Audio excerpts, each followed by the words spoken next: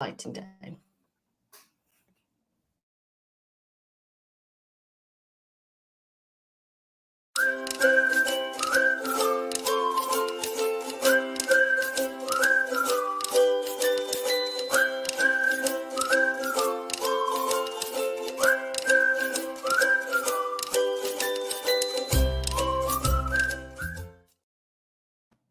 Good afternoon, good morning even. I was just going to say good afternoon, but we're actually doing a morning one today for a change, which is really nice. So welcome to episode number 21 of Legal Content Chat. I'm your host, Becky. I am a legal marketer and copywriter, so I help law firms and legal tech businesses with their content marketing to get more eyes on their businesses. Today's event is called Virtual Support for Lawyers, How to Outsource and Let It Go.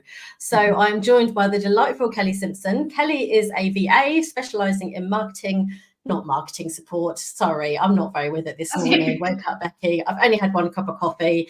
Oh my goodness, that's me. I do the marketing support. So Kellie supports legal professionals with operations day to day. So Kellie, please introduce yourself. I'll stop talking and you can take it from here. Thank you.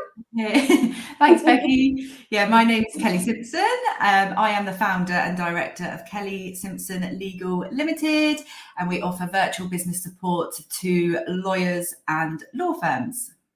Awesome. Okay, so let's hear a little bit more about your background and why you decided to do what you're doing now. Yeah, so I've always worked in the legal industry ever since I left college. So I fell into a legal PA job in the year 2000, so almost 24 years now. Gosh, that's scary, isn't it? I know, I just can't believe how quickly it's gone. So yeah, I've always worked in law firms, and then in 2018 I decided to set up my own business as a virtual assistant. At the outset, I didn't focus on working in the legal industry. You know what it's like when you set up a business, you want to help everybody. Yeah. And also at that time, I didn't think that law firms would need virtual support because of, most law firms have PAs in the office. So I just didn't think there was a need for it. And then fast forward to COVID, lockdown, working from home, it's just massively changed and I am busier than ever. So it's been a journey for sure. Oh, that is so good. So was it a conscious choice to specialise in helping legal professionals because that was basically what you've known so far? Was that the choice? Yeah. Yeah, I think so. Obviously, when you start up a business, you work with coaches and, they kind of advise you what you should do. And I think as well, from COVID, lots and lots of VAs started popping up. There's a lot of virtual assistants around now. And I think if you want to stand out from the crowd, you need to sort of specialize and become an expert at what you do. And for me, it was just an absolute no-brainer. I've always worked in the legal industry. Why am I not using my skills and my experience and putting it to good use? And that was it really. I started I changed my marketing. I started putting more sort of legal content out, and then just, combined with my background, it just took off from there, really. I started working with some legal clients that used Clio. I became a partner with Clio. So then I'm kind of attracting law firms that have just started using Clio. I've obviously got lots of experience in Clio now. So that's been huge. So yeah, I'm so pleased that I decided to go back to my roots and come back to legal. Yeah, sometimes you just know, don't you, deep down what you should be doing and that it makes sense for you. And that is so good as well with the Clio integration, because I know a lot of firms really struggle with legal tech and implementing it into their firms, how best to use it, and having that support from you as well from that angle is invaluable, I can imagine. Yeah. Well, I think law firms, they purchase Clio, so they get a bit of training on it, but then it's actually all the behind the scenes stuff, setting all the templates up, the custom fields, forms, just all the bits. And then I think law firms don't potentially use it to its best ability. They might use 25% of its features because they haven't got the time to really look at how to set it all up properly. So that's where we can help as well. Yeah, that's brilliant. I've got to say, guys, if you have got any questions or comments for me or Kelly today, please put them in the chat. We'd love to see you. So maybe that's questions about if you're not currently outsourcing and how to do it, or maybe you are and you're winning at life. Just drop your comments in there and let us know what you're outsourcing as well, because I think that'd be really helpful. So I know from my point of view, I do a fair bit of outsourcing now with my business, which makes things run so much better. But I'd be really interested to hear, Kelly, how you think or how you know that the legal professionals you work with, how their lives are made easier by working with you. Yeah, so I think we all know that you can't do it all. And I love that saying, like, do what you do best and outsource the rest. And I think with lawyers, their time is best spent working with clients, working on time recording activities, not formatting documents or trying to onboard. That just takes them away from the stuff that they should be doing. And not only that, I think it's for lawyers, if they've got a PA that they can just send work to, that takes a lot off their workload. And then if they've got, other lawyers in the team, paralegals, etc., and they outsource to those, that's also great. And then it frees them up to be a bit more strategic on growing the business and doing those marketing tasks, business development tasks that are obviously really, really important for bringing in new leads and new work. Yeah, definitely. And I speak to quite a lot of law firm owners, and there is absolutely an element of trying to do everything and not succeeding. And at the end of the day, if you want your firm to be successful and grow, you've got to get those billable hours in. You've got to be, charging clients the money. That's how you grow. So yeah, fiddling about with spreadsheets and documents is not the way. Definitely not. If you can find somebody like Kelly who actually enjoys that weird stuff, then you should definitely go for it, 100%. So how many people have you got in your team now, Kelly? What kind of size are you? So I've got 15 associates. So when I say associates, they're legal PAs. So they've all worked in law firms, have lots of experience. And then I've got my own PA as well. So I practice what I preach. I've got my own PA, my own copywriter, an accountant as well. So, and my team are pretty much stretched to the max now. There's not much capacity between them all. So I'm going to Australia 2 weeks today. So when I get back, I need to do a bit of a recruitment drive, I think, to just see what's out there and if there's anyone that would like to join me. So yeah. Yeah, okay. Well, we can use this as a pre-shout out for that. So if there is anybody, then please get in touch with Kelly. That would be good. So tell us about some other kind of tasks that you often see that are being outsourced within your place. Yeah, so with the team, with us all legal PAs, we are quite versatile. So we will have worked in sort of PA, EA, office manager, admin assistant roles, touched upon some paralegal tasks. So there's not really anything that we can't do. So the kind of, we have EA skills between us, so we can manage diaries. So if we're working for sort of like higher level partners that have lots of meetings going on, we'll sort of schedule meetings into their diaries, book lunches, that kind of thing. We'll arrange events around that as well. And then the sort of legal tasks, lots of audio typing. So we'll type up reports, attendance notes, telephone notes, letters, emails, court hearings. Lawyers sometimes just quickly voice note on WhatsApp. Can you just quickly type this up on this matter?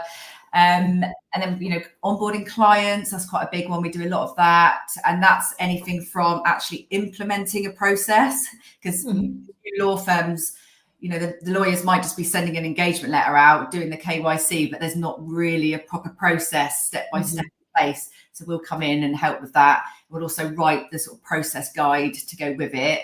And also onboarding consultants. That's quite popular now with the new models that law firms are adopting.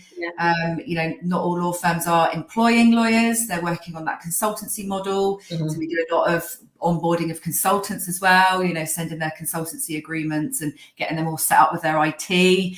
So we do that. And then obviously document work, that's quite broad. We do lots of different things with that. So anything from editing and formatting a document, going through and putting cross-references in, proofreading, ensuring tables of contents are working. We'll do document bundling. What else do we do? So like e-signing, DocuSign. If we've got a big shareholder agreement, 30 shareholders that need to sign it, we'll get all that ready. We'll send it out, and then it's just managing that process of updating the client to let them know what's been signed, what we're still waiting on. Just lots of different things. PowerPoint presentations we'll do. Just trying to think of anything else. Yeah, well, that is a lot. Yeah, quite versatile. So that is a lot of stuff, yeah. And I guess a lot of it is getting those standard operating procedures in place as well. Because like you say, when you are working with a consultancy model and you've got people coming and going and working for you, having a real strong base on how you work and, you know, what your firm does is really important, isn't it? Yeah, well, we started working with a law firm last year. They're a startup. There's actually 4 of us working with this law firm because it's just going so quickly and they're really busy. They will eventually hire a full-time EA because they don't really need the support now. We've kind of got them to where they need to be. We've supported them in those early stages, and then, you know, they're generating enough hours now to take someone on full-time. So to get ready for that, I've just got process guides for every single process that we do, just so when they do get an EA in, I can just say, look, here are all the process guides, off you go. Yeah. She's not coming into something and being like, you know, what do I do? She will know how to onboard a client. She'll know what the invoicing process is. She'll know what the process is for booking a meeting room. And those are all the sort of things that we'll always put in place, just so it's easy for a handover. So yeah, that kind of support is invaluable, isn't it? Because that kind of thing is not what lawyers should be doing, you know, training people up and teaching them how everything works, you know, and that's how you scale and grow, isn't it? Yeah, definitely. And, you know, we've had clients come to us that have worked with VAs in the past and it's not quite worked out, usually because they've not got legal experience, because it really does help that we have the experience of working in law firms. You know, we just understand all the different processes. We get lawyers and their way, you know what I mean? And when that's happened, and I'll be like, oh, so have you got a client onboarding process? And they'll be like, well, yeah, the PA just sent this and sent that. I was like, well, is there a document you can let us have? Well, no, not really. And then we have to sort of start again then, and then spend time with that lawyer going through the process when they've probably done it before. So yeah, those process guides are really important. Yeah, I see. So is it typically partners that you work with, or do you often work with associates as well within a law firm? Yeah, so we'll work with the sort of founding partners, the directors, partners, lawyers, the consultants. If there's any paralegals within the firm, we'll work with anyone. And then we have quite close contact with the IT department as well, because if we're obviously onboarding consultants, we need them to set up email addresses, and we do a lot of SharePoint work with the IT teams to, again, if there's client onboardings and they're using SharePoint, they'll help us with integrations with Xero or Clio, that kind of thing. Again, working with marketing teams, if they've got marketing teams, we sometimes do little bits and pieces. Copywriters will help provide bits of content to the copywriters so they can do the weekly newsletter. So there's a lot of, and I've met so many different contacts through the legal industry and through my clients. So it's been great. Yeah, it's good for your network as well, isn't it? Yeah, and it's one of those. If I start working with a client and they're like, oh, you know, we really need a decent IT company. I work with a great IT company now that I've already recommended to another client because they're just brilliant. And now I've got that IT company. I would recommend them to anyone else I want to work with. So, like I say, it's just building those relationships, isn't it? Yeah, it is. So you mentioned about working with marketing teams. I was just going to ask about business development. Is that something that you get involved in as well? Yeah, we do. So I've got Kat on my team. So she's worked for some of the big sort of circle law firms in the past, and she's worked within the marketing and business development teams. So she's kind of like the business development, more the admin, not so much the strategic side. We kind of help with the more admin part of it. So she could work under a marketing strategist and do more of the day-to-day tasks rather than the overall strategy. But yeah, she's amazing. So she works with free clients with me. Yeah. Oh, that's cool. Okay. I don't know whether you caught the episode a couple of weeks ago with Gemma Francis, the business development specialist I was talking to. So she was really great. And we were kind of talking about, you know, it's all very well and good putting these processes into place in law firms, but, you know, you've obviously got to carry them out and actually do the stuff that you've been advised to do. So I suppose the combination of you and that would be amazing. Yeah, and that is a thing, like business development in law firms. There's just so much to do and so many things to tie up. Because if you've got, let's say, because I'll use Clio as an example. So Clio Grow is like a sort of a funnel. So you bring leads in, and then, you know, a lawyer might have a meeting with that lead, but then do they feed the information back? Is there a follow-up appointment? Have they been sent a marketing deck with all of the team information, pricings?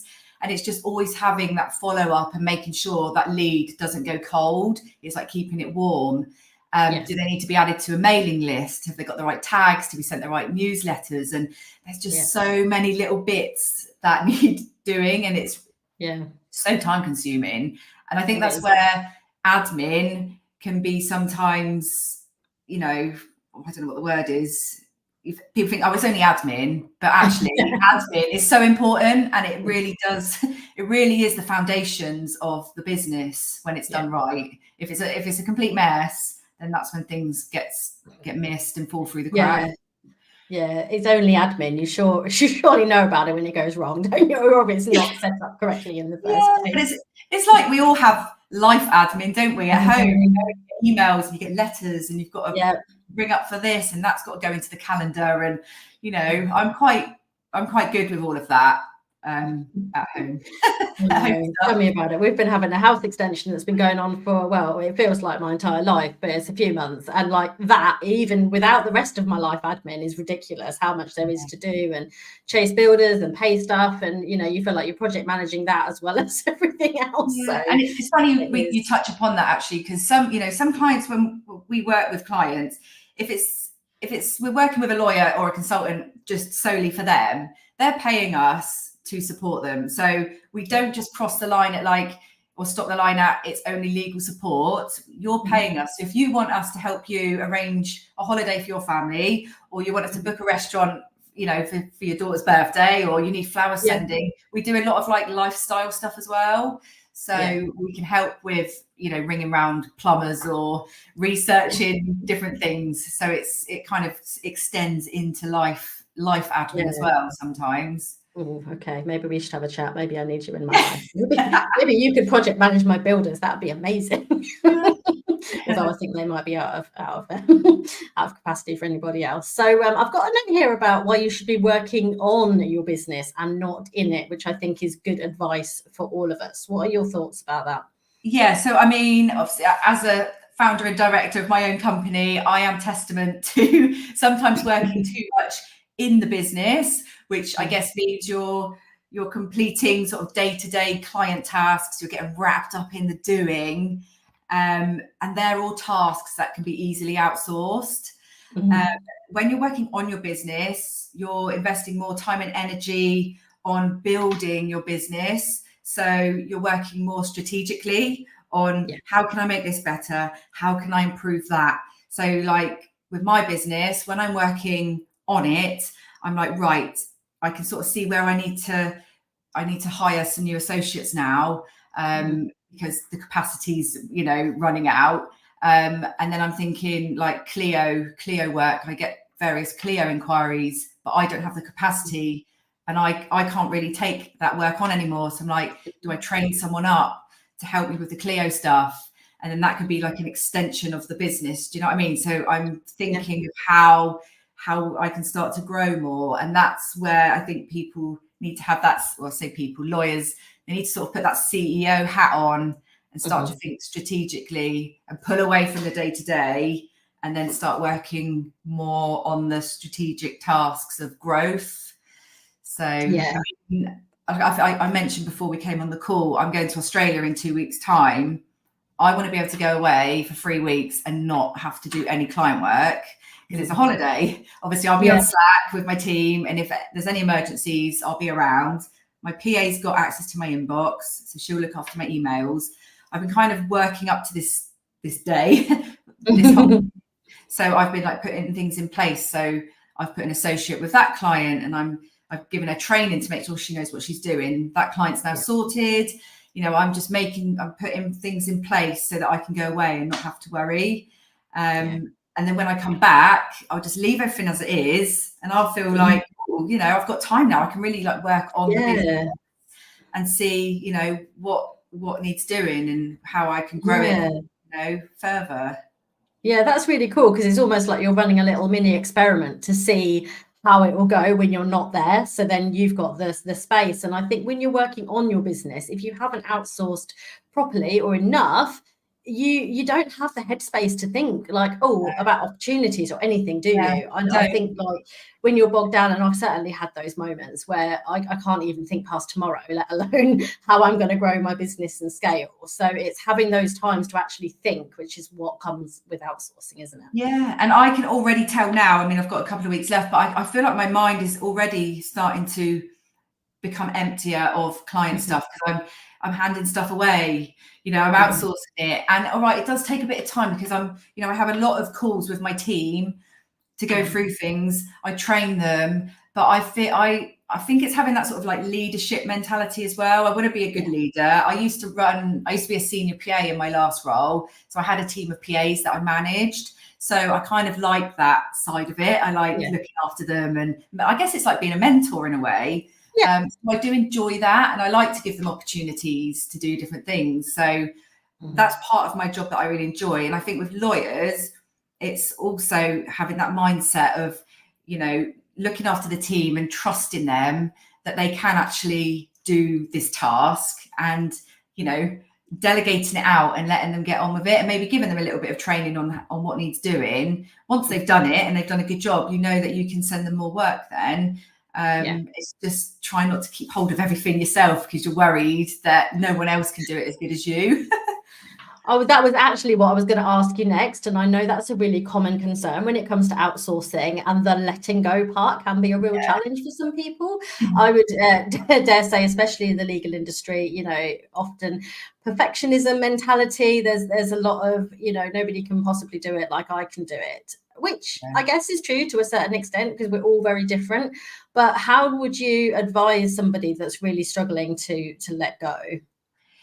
Yeah, it is really, really hard, because I was the same at the start when I knew I needed help. I think it's just starting with little things. So starting with some little tasks, like even like, so I'm just actually taking on a new associate. She's quite young, and I was a bit nervous because she hasn't got a lot of experience, but you know, when you really see a lot of yourself in someone. So I'm like, right. So I've just given her a little research task to do as a starting task. And then I'll see how that comes back. I'm like, oh gosh, she's done a really good job. Then I would feel confident to then give her something maybe bigger. So I think maybe just starting with some little tasks at the beginning and see what comes back. And if they don't do it to how you like it, then you maybe know, yeah, okay, maybe it's not going to be right. But that's how I would do it. Just sort of start small, gain that trust, and then you can start sending over bigger things. Yeah, and I guess that you mentioned the trust element as well. I mean, obviously, if you're letting somebody at your inbox, potentially things like your social media channels, that kind of thing, that can be quite a scary concept to grasp. So working with some people like you and your team, a specialist legal team, there's that trust factor that you guys are not just going to, you know, run away and steal all their information or anything horrendous like that. Oh yeah, and that is it. I mean, within the legal industry, you know, confidentiality is huge. So we're all very versed in that. So I mean, it goes without saying for any business owner that confidentiality is absolutely key to anything that you do. So yeah, definitely. I mean, I know when I first started outsourcing, it was like you almost think, oh my goodness, this is a lot of effort. I have to teach this person all of this stuff that I do, and I've got to give them access and logins and yada yada yada yada. And it is, I would say, more labor intensive in the beginning. It's not just a case of, oh hi, here's more stuff, off you go, because nobody can learn like that, can they? So you think, I would say, you know, from my perspective, you've definitely got to allocate the time to put the work in the beginning. And then as time goes on, you'll be more and more relieved as each day goes by, because it's all moving in the direction you want it to go in. Yeah, I can honestly say that is so true, because you do think, oh God, I'm gonna have to put an hour's call in to go through this, and I haven't got time to do that. But actually, if you can just set that time aside to show someone how it's done and go through everything with them, you'll just reap the rewards later on. So my first associate, Nicola, she's been with me since day one. She's still with me now. She's just amazing, and I need to find more Nicolas for my team. I'm like, oh God, I need to do that. And I'll go into my inbox and she's already done it. Like, she's always one step ahead of me, because we just work so well together. She just gets everything, She's just absolutely brilliant. And like with my PA, again, she didn't know me at the start. She didn't know my world. Whereas now she'll just do stuff, because she's been with me for 6 months, and we've had like monthly calls, and we've got to know each other. So it just takes time. It's like a new job, isn't it? No one knows everything on day one. It takes a good 3 months to get settled in. Yeah, exactly. And I know that what I do tend to do is, when I'm thinking about doing something new for the first time, or I think potentially I might have to show somebody how to do that, it's a case of documenting everything, get templates down, because if you're doing it, you might as well document the process. Yeah. And then you've got that for next time. And I even had a moment yesterday where I was like, oh, I need to send this email. And I was like, I'm sure I've done that somewhere. And we just had a little search about it, and I'd actually already done it. And that feeling was so nice. It was just like, oh, actually past me had done that already, so future me is now like ready to go. That's a really nice feeling. That's brilliant. I do that all the time. So I use Scribe a lot. If I'm just in one platform, I'll use Scribe, and it just takes screenshots of what you're doing, and then you've literally got a guide written for you. And I think Tango is another one that works well. Loom, brilliant. I use Loom all the time. I've got a new client that are just getting to grips with Clio. I was sending some Loom videos yesterday. This is how you add a matter, because they were getting a little confused. So I use that all the time. And if any lawyers are watching this and they are thinking about hiring a PA, but still not quite sure whether to take the plunge, what to outsource, I would just like get a piece of paper and have it on your desk for the next couple of weeks. And when you're doing things, think, oh, maybe I could outsource that, and just start writing a list of things that you think that you could outsource. And it's that, thinking about things you shouldn't be doing, things you don't like doing, things you don't really know what you're doing. If I end up having to do anything around like email marketing or anything too techie, I'm a bit like, oh God, I off to Google to research it or go on YouTube. That's not a good use of my time. I'll just get someone else to do that. Do you know what I mean? So it's just being mindful of the sort of tasks you're doing that you could actually outsource. And then once you've got a little list, then you can maybe make some inquiries and see if there's anyone that can help you, whether it's a VA or you might need a social media manager or a marketing person. There's lots of specialist people out there, a legal copywriter. Yeah, exactly. You might well do. But yeah, I've just started reading this book that I've sent to my friend as well, actually, Buy Back Your Time. I can't remember the author on it, but it is an incredible book. It's really, really good. So I definitely recommend our audience take a look at that, because that really changes your perception about outsourcing and really makes you think, well, look, we're running our own businesses. We should be doing the stuff that we really want to do and that fills us with joy every day, and if working on spreadsheets and doing things that you're doing every single day that does not delight you, stop doing it. Literally just stop doing it and give it to somebody else. It's so much easier. Yeah, I think that another barrier as well, it's not only like, what can I outsource? Who can I find? I think a lot of lawyers are worried, it's extra money. We can't really afford it. But for us, so we've got a minimum retainer of 10 hours a month. So that's 10 hours, which is not a massive amount of money. And you just think, actually, you can probably get quite a lot done with 10 hours. So you kind of think, actually, if you start with a little chunk just to kind of get going with it. And then perhaps, then once you get used to outsourcing and you see its benefits and the value, then you can sort of increase it. Definitely. And it gets quite addictive after a while as well. I'm always thinking about, what else can I get my VA to do, or somebody else in my team? Now. I'm the same. I mean, I hired a cleaner. So my PA found a cleaner for me on our Facebook page, because I haven't got time to really look for, I haven't got time. Yeah.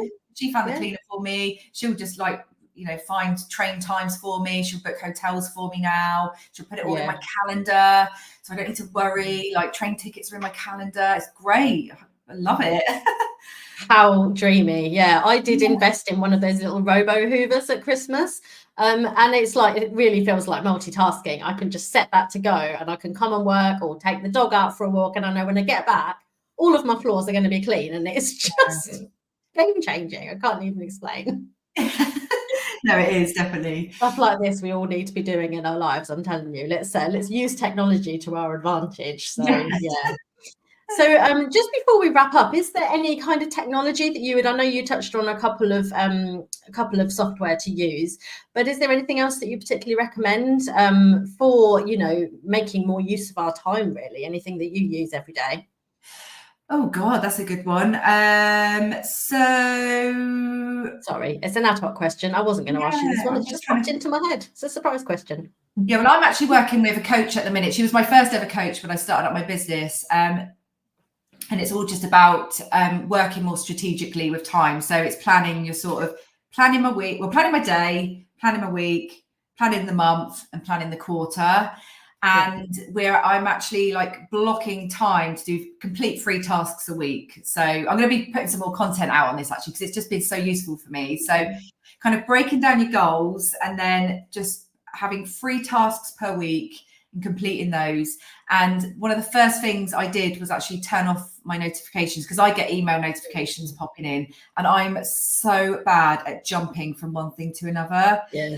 So yeah, I think just having no notifications on, and in the day on my phone, I put it on do not disturb, so that I'm not getting things popping up. And that's been massive. And I'm really able to just focus. I think it's called content switching or context switching, which means I know what you mean. Yeah. Because when you're writing an email and something comes in and then you go to something else, it takes your brain lots of time to then move from something else. Whereas if you block an hour's block to just do a process document, for example, which is what I do a lot of, when you're just working, you just get so immersed in it. Yeah. But then if you keep jumping out to do emails and then you keep coming back, your brain is just like, woo, and it's really hard for you to gain that refocus. So there's an app called the Pomodoro app as well. You've probably heard of that, the Pomodoro effect. Yes. Set a 30-minute timer. 25-minute working or 5-minute timer. Get that going, and then you just get so into what you're doing because you want to get it done before the timer runs out. Yeah, exactly. That's been quite useful for me. And I do, I just really make use of my calendar. I block out. My Fridays are blocked out. I don't have any calls on a Friday. Mondays are probably more my client catch-up days. And then Tuesday, Wednesday, Thursday are where I try and get those free tasks done.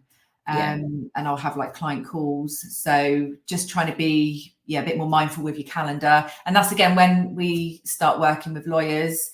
If we're doing sort of diary management, we'll talk to them, say, right, where do you want to get some time back? Have you thought about blocking out a Friday for no calls? And oh yeah, that's a good idea, because they just kind of keep their calendar open and then things just go in everywhere. So it's just being that gatekeeper of the calendar. Yeah, that's a really good idea. And I've done that fairly recently as well. So I have times in the morning and I figured out that I'm more productive at certain times of day. So accordingly, I've then blocked my calendar out for times when I'm just going to be writing, and then other times when I'm going to be available for calls, rather than, like you say, flitting from one thing to the other. And then you're like, oh, okay, what am I working on again? Who's this client? What am I doing?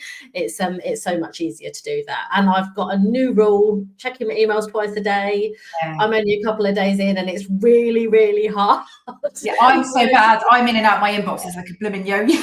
And I'm constantly going in there thinking, oh, let me just check on this thing that I sent about a specific client. And then I'll go in there and then won't even look at that. I'll look at the new emails that have come in and then come back out into another app and think, I literally just went in there to look for that one thing and I've completely forgotten what I was doing. So you're right. That switch between context is so detrimental, I think, to our working lifestyle. We all think we can multitask, but we can't really, can we? No. Another tip I was going to say, actually, with your team, is trying to step away from sending emails for everything and utilizing Teams channels or a Slack channel. So you keep, with one of my law firms, we all use Teams. We've got a recruitment channel. We've got our PA channel. We've got an events channel. So everything stays. And then if we've got like trackers, spreadsheets, they're attached to that channel. So then you can just open it up live. We can go in, see what's going on. Whereas if you're just sending us emails, I just struggle to find things. They drown. Emails drown in the inbox. But I just find Teams and Slack, I just find it so much easier to find things. So that's a good. I agree. I don't know where emails go. I will search for the person. I'll search for the topic that I know that I've put in there, and it will just disappear. I just don't know what happens to them.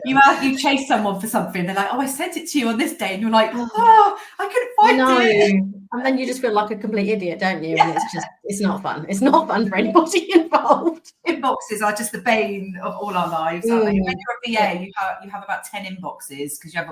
Like we have different clients, we have email addresses for each client. So I've literally got loads of inboxes. I've got like out of office inboxes for clients and inquiries inboxes for clients. And oh my goodness, you've got this whole level of organisation that I could just never aspire to. Yeah, I'll set my out of office when I go to Australia. I'm gonna have all these out of offices to set. Yeah, you will, won't you? Oh my goodness. Yeah, make sure you do all the right ones. So yeah, very cool. Oh, this has been so lovely to talk to you today. So if anybody is thinking they might want to outsource, and you totally should, what's the best way to get in touch with you and your team? So you can go on my website. So it's www.Kellie, Kellie with an IE, simpsonlegal.co.uk. On there, we've got a contact button, and there's also a book now. I get a lot of people just book straight into my calendar, which I like. There's a form attached to that, which just asks a few questions, what you want support with, what kind of tasks you're looking to outsource. So that's one way. Obviously LinkedIn, just DM me. And we were talking about Instagram earlier. I'm on Instagram, which I think is Kelly_Simpson_limited, I think. But I think, LinkedIn is probably the best place to find me. Yeah, perfect. Okay, so that sounds good, but not while you're in Australia, preferably. No, preferably when I get back. So I'm back in the office on the 20th of May, so I've got a good almost 3 weeks off. So it's going to be nice. That sounds amazing. I'm sure. I was going to say, I've never been able to do that a few years ago when it was just kind of me, because you just can't get time off. No, you can't. So that is a very good sign of success, isn't it? So well done you. Big pat on the back. Good reason to outsource. So you can go exactly. Yeah, you should definitely put that into your marketing. Yeah, outsource so you can go on holiday. Like, who wouldn't want that? Yeah, perfect, isn't it? Oh, okay. Well, lovely. Let's wrap up. So thank you for coming today. It's been really lovely to talk to you, and I'm sure you've provided lots of food for thought for our audience as well. So all good. If there's anybody that you know that might want to come and sit in Kellie's hot seat today, let me know. As I'm sure, I say this every week, so I'm sure you guys know this, but you've got to be in the legal industry, you've got to be interesting, and I have to like you as well. So those are the 3 criteria for being a LinkedIn live guest. It's getting busy. I'm getting booked up into July, people. So if you do want to hop on, now is the time. Come and talk to me. Come and tell me about your business and how you help people. It'll be lovely. So that is it for now. Next week, we have Laura on, and we're going to be talking about your website and how to use it as a recruitment tool for law firms. So that'll be another good one as well. So have a lovely time in Australia, Kellie, if I don't speak to you beforehand. And we will catch you next week. Thank you very much, everybody. Bye.